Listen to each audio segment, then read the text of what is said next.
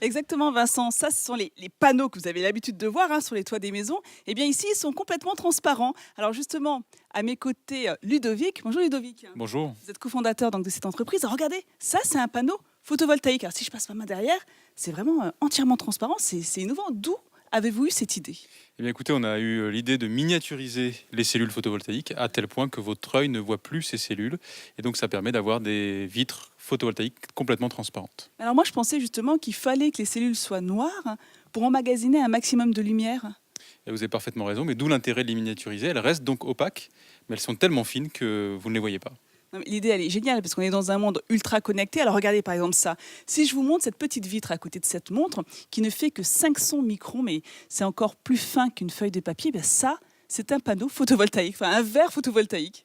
Oui, parce que les besoins sont dans de nombreuses applications, dans le vitrage, dans le bâtiment, mais aussi dans les montres connectées. Le monde devient de plus en plus connecté, donc les besoins d'énergie sont de plus en plus importants et il faut s'adapter à chaque fois au produit. Une montre a besoin de verre très très fin et donc c'est l'innovation que l'on apporte à ce marché.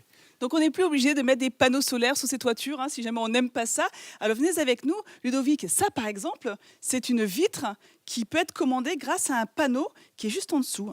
Oui, tout à fait. En fait, cette vitre, elle consomme de l'énergie pour s'opacifier, pour devenir opaque. Et donc, l'énergie produite vient de la cellule photovoltaïque qui est en dessous, qui est ce vitrage. Et la fenêtre qui est juste derrière nous, là aussi, on peut l'éclaircir d'un coup ou l'opacifier assez facilement. Avec un interrupteur, vous l'opacifiez ou la rendez transparente. Magie. Ce que je vous propose, c'est qu'on se retrouve tout à l'heure pour voir justement comment est-ce qu'on les fabrique, ces panneaux photovoltaïques transparents. Exactement, Vincent. Grâce à notre entreprise qui est installée ici à Rousset, eh bien, les panneaux solaires ne sont plus opaques. Alors, vous allez voir comment on les fabrique. Vous avez vu, le port de la charlotte, des gants et de la blouse sont obligatoires ici. Et ce qui est assez étonnant, c'est qu'ils partent d'un panneau photovoltaïque comme on les connaît, donc opaque, complètement opaque, et on va lui faire subir différents traitements. Et le premier, justement, on va poser la question à Franck, qui s'occupe de la production ici. Bonjour Franck. Oui, bonjour. Alors j'ai vu que vous le faisiez rentrer dans une espèce de boîte assez opaque avec un traitement au laser. Alors oui, effectivement, on fait rentrer un panneau qui est un matériau de base. On fait rentrer effectivement dans une machine qui vient graver au laser le matériau pour retirer la matière et le rendre transparent. Ça dure combien de temps, cette première étape? Environ 10 minutes, mais ça peut varier sensiblement en fonction du taux de transparence qu'on veut obtenir. Ah ben justement, regardez, c'est en train de sortir là. Venez voir un petit peu ce que ça donne. Ça, c'est étonnant. Effectivement, on voit bien que ce panneau est moins opaque. C'est comme si on avait retiré une première couche de ces cellules noires photovoltaïques. Oui, c'est exactement ça. En fait, le laser nous sert à enlever de la matière et rendre la transparence de base à la partie du verre qui nous intéresse pour laisser, je dirais, un taux de transparence et la lumière passer. Alors ça, c'est étonnant parce que finalement, il y a très peu d'étapes mécanisées ici. L'essentiel des manipulations se font à la main, comme ici par exemple.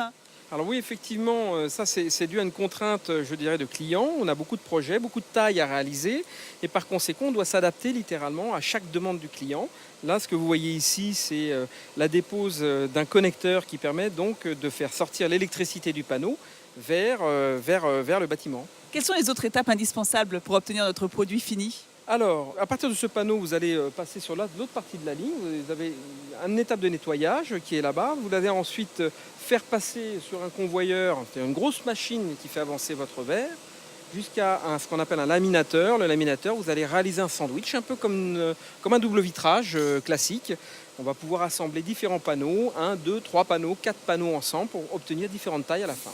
Alors justement, venez voir ce qu'on peut obtenir à la fin. On va vous montrer deux exemples de finition. Alors vous avez ce verre qui est très demandé, notamment auprès des architectes, qui est un peu plus opaque, mais qui reste quand même transparent. Oui, effectivement. Alors là, on a un cas effectivement d'un verre qui est transparent avec un taux de transparence assez faible, parce que c'est une volonté du client. Et vous voyez, on peut obtenir ce genre de transparence, mais on peut aussi obtenir ce genre de transparence qui est très très clair. Là, on est très très proche d'un verre standard. Donc on a enlevé beaucoup de matière et on obtient donc un élément de verre qui fournit une énergie quasi transparente. Voilà comment on obtient nos fameux verres photovoltaïques, cette belle innovation, quand je vous dis que la France ne manque pas de talent.